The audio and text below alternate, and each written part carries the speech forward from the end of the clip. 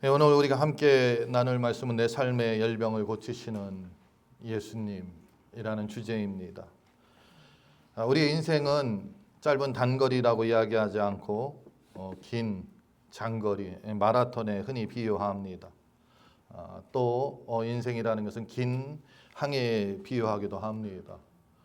이 긴 시간 동안을 지나다 보면은 때로는 잔잔한 바다와 같은 그러한 평화로운 것을 우리가 만나기도 하지만 어떤 날은 예고 없이 폭풍우가 우리 가운데 몰아치는 이런 거친 풍랑을 만나기도 합니다.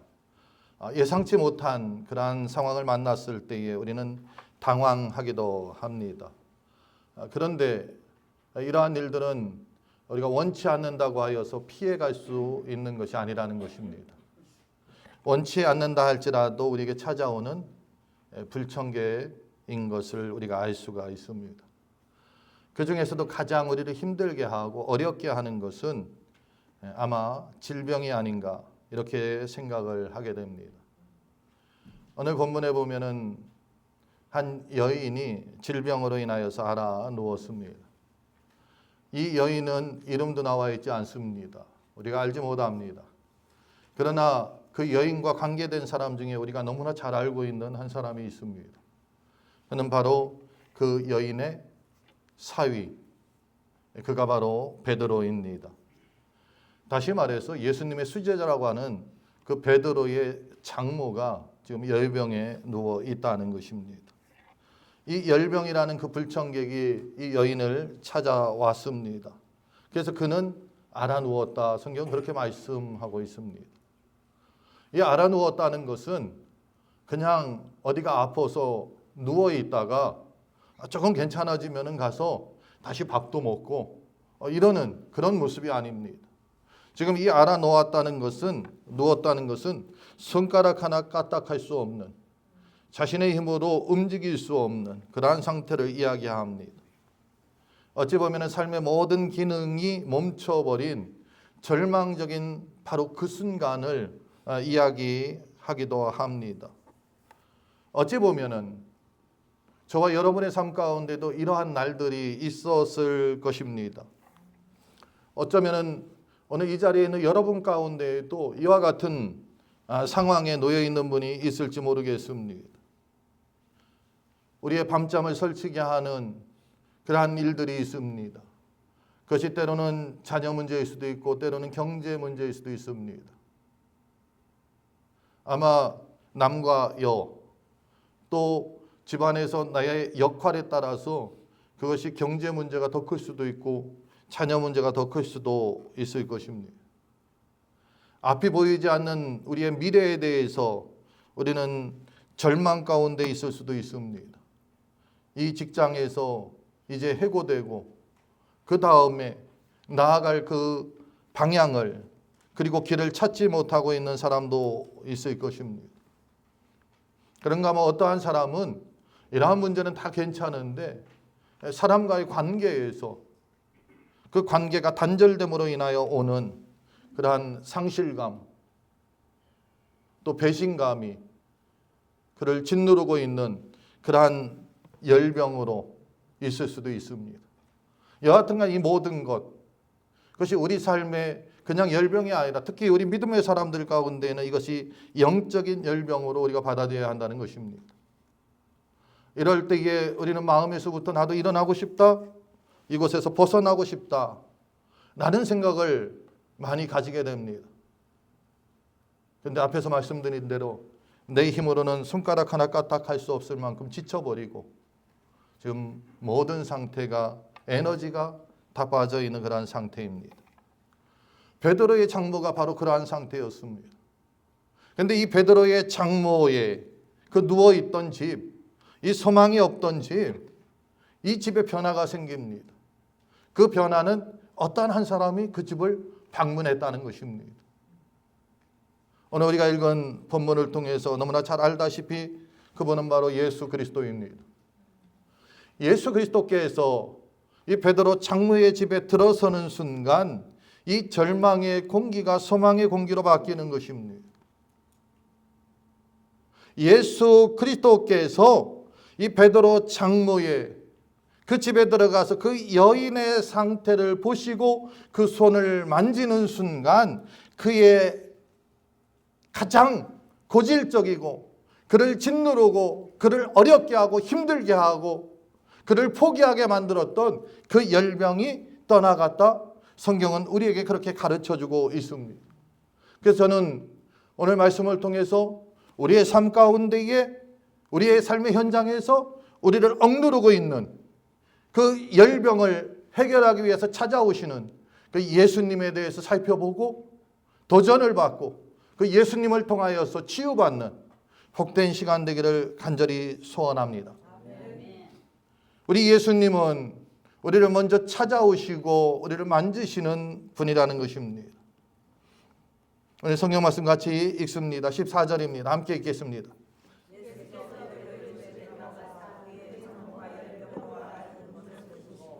아멘. 보세요. 예수께서 베드로의 집에 들어가사 베드로를 찾아서 오셨다는 것입니다. 이 예수님께서 찾아오셨다는 것은 우리 기독교의 복음의 가장 위대한 원리입니다. 우리 주님은 우리가 찾아가서 만나는 분이 아니라 우리가 있는 곳에서 두 손 들고 항복할 때에 우리가 할 수 없다고 주님을 모실 때에 주님께서 찾아오신다는 것입니다.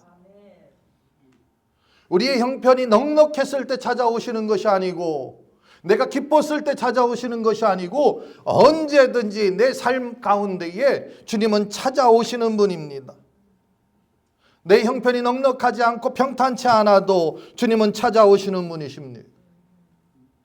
특별히 우리가 어려울 때 더 찾아오셔서 우리와 함께 하시는 그러한 분이신 것을 오늘 성경은 우리 가르쳐주고 있습니다.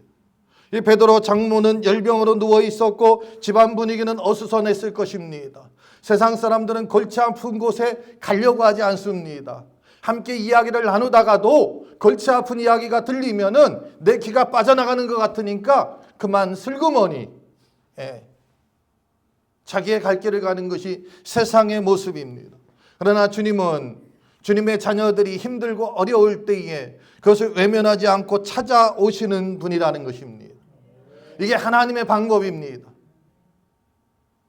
하나님의 방법은 하나님의 자녀들이 하나님의 백성들이 고통당하는 그 고통의 현장에 찾아오시는 분이십니다. 우리가 죄라는 그러한 열병으로 인하여서 우리의 삶이 고통 가운데에 철저히 무너지고 주님과 멀리 떨어져 있고 주님을 찾으려고 해도 찾을 수 없는 그러한 상황 가운데에서 주님은 우리를 찾아오셔서 우리를 부르고 계신다는 거예요. 내가 그 주님을 못 알아보고 그 주님을 못 발견해도 주님은 찾아오셔서 부르시고 있다는 거예요. 그 음성을 우린 들을 줄 알아야 합니다.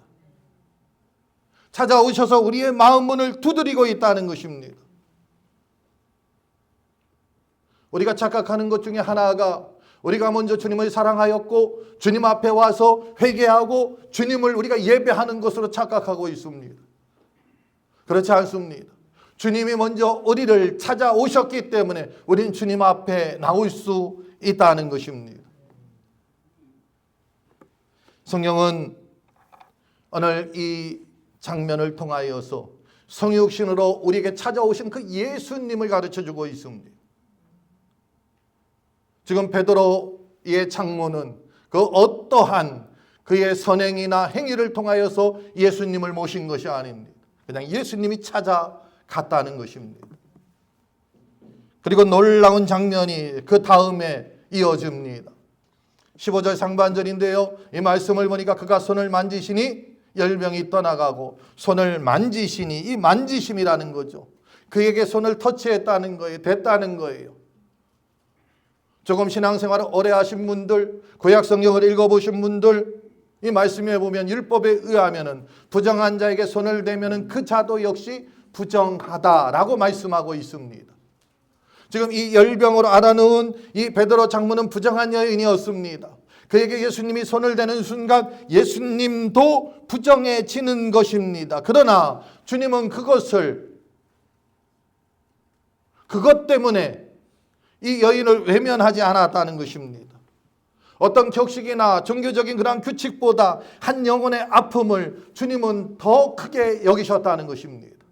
한 영혼의 고통을 그는 외면하지 않았다는 것입니다. 우리가 이 뒤에 나오는 말씀으로 알 수 있지만 예수님은 말씀을 통하여서 병을 얼마든지 고치실 수 있는 분입니다. 병아 나아라 하면은 그 여인의 병이 나은 줄 믿습니다. 그러나 주님은 그렇게 하지 않았다는 거예요. 얼마든지 그렇게 하실 수 있는 분이시고 그러한 치유의 능력을 가지신 하나님이신데 그렇게 하지 않고 우리 주님은 굳이 질병으로 인하여서 열기가 가득한 그 여인에게 다가갔고 그 여인의 손을 잡으셨다는 것입니다. 왜 그러셨을까요? 무슨 의미가 있을까요? 여기서 우리가 깨달을 수 있는 것이 있습니다. 그것은 무엇이냐? 우리 주님은 우리의 병을 가지고 기도만 하시고 그냥 치유하시고 고치시고 그치시는 분이 아니라는 거예요. 그 주님은 나의 아픔에 동참하시는 분이십니다. 우리의 삶 가운데 참여하기를 원하시는 분이시라는 것입니다. 그리고 이 여인의 손을 잡으셨을 때에 그 여인에게 흐르던 그 치명적인 그 열병이 어떻게 됐습니까? 주님께로 옮겨갔습니다. 그리고 주님이 갖고 계시던 그 생명과 평강이 이 여인에게 옮겨갔다는 거예요. 열병으로 앓던 그 여인은 고침을 받았고요. 주님은 그 여인을 위하여서 죽어주셨다는 것입니다. 이게 십자가의 사건입니다. 십자가의 사건은 단순한 사건이 아닙니다. 죄와 질병으로 인하여서 죽어 마땅한 나의 그 무거운 그 열병, 그것을 대신 짊어지시는 사건이었다는 것입니다. 그러므로 우리 주님의 그 십자가의 사건이 나를 대신하여서 죽은 대속의 사건이고 그 십자가를 지심으로 주님께서 가지신 그 의로움과 그 생명이 나에게 덧입혀졌다는 거예요. 교환이 이루어졌다는 것입니다. 그러므로 인해서 죽었던 나는 살아나서 하나님의 자녀가 되었고 하나님의 백성이 되었고 하나님의 그 상속자가 되었다는 것입니다. 그런데 예수님은 어떻게 됐습니까? 내 죄로 인하여 십자가를 지시고 죽으셨습니다. 무덤에 묻히셨습니다. 수월의 저 밑바닥까지 떨어졌다는 것입니다. 누구를 위해서? 열병으로 고통당하고 있는 저와 여러분, 구체적으로 나를 위해서 그렇다는 것입니다. 맞습니다. 우리 주님은 관찰하시는 분이 아닙니다. 우리가 눈물을 흘릴 때 눈물을 닦아주시고 우리가 상처를 입었을 때에 그 상처를 어루만지시며 치유해 주시고 힘들어 지쳐 쓰러졌을 때에 우리에게 다가와 손을 잡고 일으켜 주시는 분이십니다. 세상의 사람들은 우리가 지쳐서 쓰러졌을 때에 그럴 줄 알았다 잘난 척하더니 그럴 줄 알았다 이전부터 열심히 하지 않더니 이게 세상의 논리고 전혀 틀린 말이 아닙니다. 그러나 주님은 우리가 부족하고 미련하고 죄인 된 것을 아심에도 불구하고 피조물인 우리를 사랑하시고 불쌍히 여기신다는 것입니다.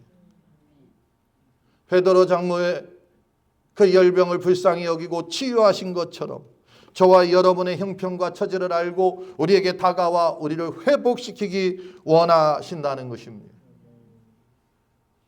그 주님의 손길을 마다하지 않고 그 손이 우리의 상처를 어루만지는 놀라운 역사가 저와 여러분 가운데 일어나기를 원합니다. 주님께서 여러분을 만지실 때에 그 여러분 가운데 있던 그 어둠이 떠나가고 빛이 비칠 줄 믿습니다. 주님이 여러분의 그 삶을 만지실 때에 질병은 물러가고 건강을 회복하게 될 줄 믿습니다. 그 주님의 그 손이 여러분을 만질 때에 여러분이 안고 있던 그 문제가 해결되고 축복의 문이 열릴 줄 믿습니다.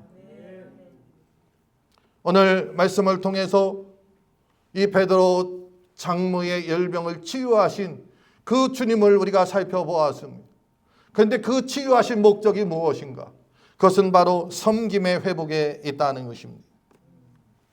그 장로의 손에, 예수님의 손이 그 장로의 손에 닿자마자 그 열병이 물러가고 기적처럼 회복되었습니다. 그런데 우리는 이 사건 회복에 집중하고 있습니다. 그러나 우리가 진정한 크리스찬이라고 하면 그 회복에 집중하는 것이 아니라 그 다음 말씀도 우리는 볼 줄 알아야 한다는 것입니다. 다시 한번 우리 읽습니다. 15절입니다. 함께 읽겠습니다. 그의 손을 아멘. 보세요. 손을 만지시니 열병이 떠나가고, 손을 만지시니 열병이 회복되고 고침받았습니다. 우리는 여기에 집중합니다. 거기에 포커스를 맞춥니다. 그런데 그 뒤에 있는 말씀이 주님께서 회복시킨 이유입니다. 여인이 일어나 예수께 수종 들더라. 놀랍지 않습니까? 지금 방금 전까지, 1분 전까지, 아니 30초 전까지 열병으로 앓아 누웠던 여인입니다. 자신의 힘으로 일어날 수 없다고 제가 말씀드렸습니다. 손가락 하나 까딱하기 어려운, 자기의 모든 에너지가 다 빠져나간 그런 상태였을 것입니다. 그런데 예수님의 손이 터치되는 순간 그는 치유받았습니다. 우리가 잘 알죠. 여러분, 한동안 병중에 있다가 치유받으면 그 다음 해야 될 일이 무엇입니까? 그 다음 무엇 하죠? 잘 모르시나요? 속이 안 좋았어요. 속이 너무 안 좋아서 3일간 금식했습니다. 그 다음 뭐 해야 됩니까? 그렇죠. 죽을 먹어야죠. 왜 죽을 먹습니까? 회복하려고. 우리와 여인의 차이가 여기에서 나옵니다. 주님이 우리를 회복시키고 주의 은혜가 우리에게 왔을 때 주님 잠깐만 기다리세요. 나 이제 추스렸으니까.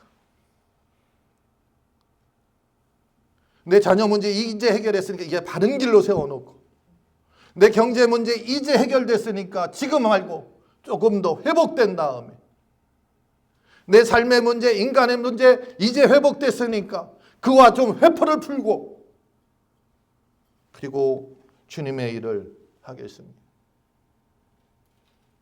그런데 이 여인은 그러지 않았다는 것입니다. 치유받자마자 곧장 일어났고 곧바로 예수님을 섬기기 시작했다는 것입니다.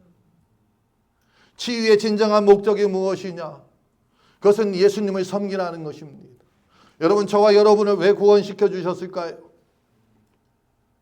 그냥 우리 구원받고 잘 먹고 잘 살으라고. 내가 너무 이뻐가지고. 그런 면도 없지 않아 있을 거예요. 더 중요한 목적이 있습니다. 네가 받은 은혜를 통하여서 세상에 나팔수가 되어서 더 많은 영혼을 구원하라. 이게 주님께서 우리에게 주신 목적입니다. 우리가 이 시간 예배드리는 목적도 바로 그 목적을 이루기 위해서 이 시간 예배드립니다. 주님께서 우리를 회복하신 진정한 목적, 그것을 깨달아야 합니다. 주님께서 우리를 고치신 이유, 나 혼자만 누리라는 것이 아니고, 나 혼자만 치유받았으니까 무병장수하고 자자손손 떵떵거리고 살라는 것이 아니고, 다시 사명의 자리로, 다시 하나님 앞으로 나아가라고 우리를 부르신 것임을 기억하시기 바랍니다. 오늘 이 여인은 예수님을 수종 들었다 말하고 있습니다. 이 수종 들었다는 거, 이 말씀을 보니까 디아코네오라는 그런 단어를 썼어요. 이 디아코네오라는 것에서 디아코노스, 다시 말해서 우리 재직 훈련 받은 분 첫 번째로 제가 말씀드릴 때에 그 원어상 디아코노스, 집사라는 뜻입니다. 이 단어가 나왔어요. 그럼 집사는 무엇을 하는 거냐? 식탁에서 시중 드는 거예요. 손님을 맞이하는 것입니다. 정성껏 대접하는 것입니다. 옆에서 지시하는 청지기가 아니라 직접 뛰어들어서 그를 맞이하고 섬기고 실제적인 행동으로 섬기는 사람을 이야기합니다. 이 베드로 장로는 자신이 받은 그 은혜가 너무나 컸기에 그냥 있을 수가 없었습니다. 나 혼자 생각하고 그것을 간직하고 있을 수 없었습니다. 가서 섬겨야 됐고요. 가서 대접해야 됐고요. 가서 그것을 외쳐야 됐습니다. 이것이 우리 교회의, 그리고 제가 목회의 어떠한 목표로 삼고 있는 그 평신도 사역의 모습입니다. 은혜 받았으면 우리는 가서 사역해야 합니다. 충성해야 합니다. 하나님이 주신 그 은혜는 나중에 갚는 것이 아닙니다. 지금 즉시 일어나는 것입니다. 주님의 손길을 경험한 그 사람 가만히 누워 있을 수 없습니다. 우리가 성경을 보면 너무나 잘 알고 있지요. 사도 바울은 예수님을 대적하던 사람이었고요. 예수 믿는 사람들을 잡아 죽이던 사람이었습니다. 예수님을 만난 순간 그는 가만히 있을 수가 없었습니다. 나가서 외치는 자가 되었다는 거예요. 그런데 이것이 사도 바울로 그친 것이냐? 아니라는 거예요. 바울의 전도 여행을 통하여서 우리가 사도행전을 보면서 그것을 보면은 이 바울을 통하여서 전도받은 사람들, 그들은 그 즉시 자기의 집을 오픈해서 예배 처소로 삼았다는 것입니다. 불이익이 당할 수 있습니다. 핍박이 올 수 있습니다. 어려움이 올 수 있습니다. 그러나 그런 것에 그는 주저하지 않았다는 거예요. 이것을 해결한 다음에 나중에 생각하지 않았다는 것입니다. 지금 즉시 그는 결단했다는 것입니다. 교회에서 봉사하고 충성하는 것, 하나님 주신 사역을 하는 것, 그것은 완벽한 사람이 하는 것이 아닙니다. 어떠한 자리에 있다고 하는 것이 아닙니다. 누구나가 하는 거예요. 우리가 자리를 만든 것은 왜 그러냐? 그래도 교회라는 것이 질서가 있고 조직이 필요하고 누군가 더 책임져야 되고 확인해야 되고 그런 거죠. 그래서 이러한 것을 만든 거지. 누구나가 다 할 수 있는 거예요. 다 할 수 있는 것이 아니라 다 해야 되는 것입니다. 오늘 말씀 보세요. 이 베드로 장로가 예수님이 고쳐주신 그 열병을 통해서 나가서 위대한 설교를 했나요? 가서 수많은 사람들 모아놓고 전도를 했나요? 큰 기적을 일으켰나요? 아니에요. 자기가 할 수 있는 거 한 거예요. 자기가 할 수 있는 거. 우리가 할 수 있는 거, 우리가 함께 할 때에 그것이 하나님이 보시기에도 아름답고 우리가 보기에도 아름답고 믿지 않는 사람들이 보기에도 아름다운 거예요. 그렇기 때문에 초대교회에 이와 같은 일들이 있으니까 그 사람들, 다시 말해서 예수 믿는다는 사람들을 보고 믿는 자의 숫자가 날마다 늘어났다는 것입니다. 우리가 충성할 때에 우리가 나가서 입술로 전하지 않아도 물론 이것도 필요하지만 우리의 삶을 보고 우리의 모습을 보고 우리가 어디에 생명을 거는지 그들이 알고 있다는 거예요. 그래서 많은 사람들이 주님 앞에 돌아오는 것을 우리는 기억해야 될 줄 믿습니다. 우리가 주님을 섬길 때 주님은 더 많은 것으로 맡겨주신다고 성경은 우리에게 말씀하고 있습니다. 여러분, 그러므로 섬김의 제자들 되시길 바랍니다. 지금 이 시간 내가 어디에 서 있는가 살펴보시고 혹 내가 편안한 자리에 지금 누워있다고 하면은 속히 일어나서 여러분 가정과 일터 그리고 교회에서 눈에 보이는 작은 일부터 실천하여 주님을 섬기기 시작하는 하나님의 사람들 되시기를 주의 이름으로 축복합니다. 우리의 이 충성은 바로 주님께서 우리의 연약함을 대신 짊어지셨기 때문에 이루어지는 것입니다. 주님은 우리의 연약함을 대신 짊어지십니다.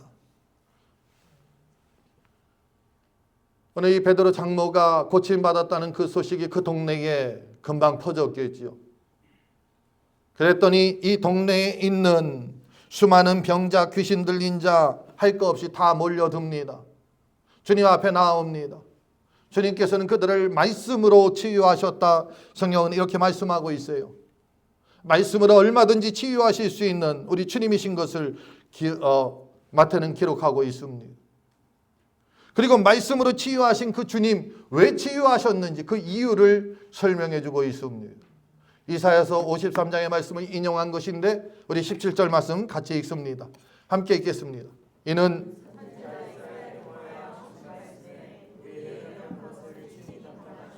병을 짊어지셨도다 함을 이루려 하심이라. 아멘. 이사야 53장 4절 5절에 있는 말씀을 인용한 그런 말씀입니다. 깊은 영적인 의미를 담고 있습니다. 주님께서는 우리의 연약한 것을 친히 담당하셨도다. 우리의 병을 친히 짊어지셨도다. 아주 중요한 이야기입니다. 주님께서 병을 치유하신 것은 주님의 그런 능력이 있어서 단순히 그런 능력이 있어서 치유한 것이 아니라는 거예요. 고통을 떠맡으셨다는 것입니다. 우리의 아픔을 대신 짊어지셨다는 것입니다. 복음의 핵심은 여기에 있습니다. 우리의 죄, 우리의 아픔, 우리의 고통, 우리의 슬픔, 내가 받을 그 벌, 이 모든 것을 대신 짊어지셨다는 거예요. 세상의 법칙은 내가 잘못하면 내가 벌 받습니다. 그렇죠? 여러분 그렇잖아요. 자식이 어떠한 죄를 지었어요. 어머니가 그것을 알게 됐습니다. 그런데 자식이 이제 잡혀가게 됐어요. 어머니가 나서서 하시는 말씀이 무엇입니까? 내가 했어요. 내가 했어요. 우리 아들 아니에요. 우리 딸 아니에요. 그런데 세상의 법은 따집니다. 누가 했나. 그래서 그 사람한테 그 행위의 대가를 지불합니다. 그러나 하늘의 법칙은 그렇지 않다는 거예요. 대신 짊어질 수 있다는 거예요. 온전하신 분, 깨끗하신 분, 그분이 대신 짊어지실 수 있다는 것입니다. 주님은 온전하시고 깨끗하시고 하나님의 아들이신 주님, 하나님이신 이 주님 예수 그리스도는 우리의 질병, 우리의 연약함을 대신 짊어지셨다는 거예요. 그 어깨에 대신 짊어지셨다는 것입니다. 그러므로 우리가 신학적으로 살펴보면은 이 베드로 장로의 열병이 떠나간 이유는 바로 예수님께서 십자가에서 그 죄를 대신 짊어지셨기 때문에 그렇습니다.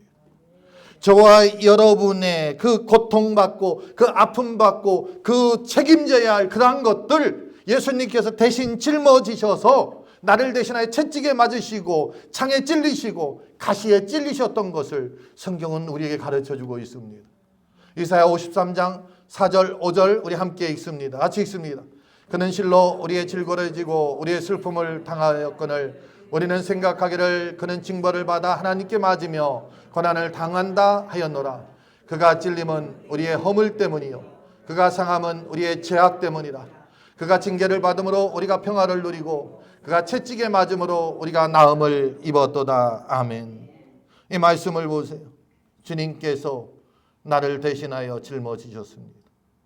그가 찔림은 나의 허물 때문이요 그가 상함은 나의 죄악 때문이라. 그가 징계를 받음으로 내가 평화를 누리고 그가 채찍에 맞음으로 내가 나음을 입었도다. 주님은 우리 과거의 상처, 현재의 고통, 미래의 두려움까지 십자가로 다 지고 가셨습니다.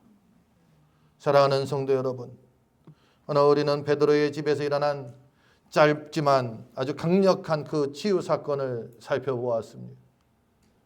우리 주님은 먼저 찾아오셨고 손을 대어 만지셨으며 우리의 짐을 대신 짊어지셨습니다. 그래서 우리를 회복시키셨습니다. 이 은혜를 입은 여인이 즉시 일어나 주님을 섬겼던 것처럼 저와 여러분도 그 주님의 음성을 듣고 우리의 마음문을 열고 주님을 맞이하여서 쓰러졌던 우리의 삶의 자리에서 회복되어 일어나 주님을 섬기는 하나님의 택함받은 백성들 되시기를 주의 이름으로 축복합니다. 주님은 오늘도 살아 역사하십니다. 2000년 전 베드로 장로의 집에서 일으켰던 이 놀라운 사건을 저와 여러분의 삶의 현장에서 일으키시를 원하는 그 주님을 바라보고 나아가는 저와 여러분 되시기를 다시 한번 축복합니다. 기도하겠습니다.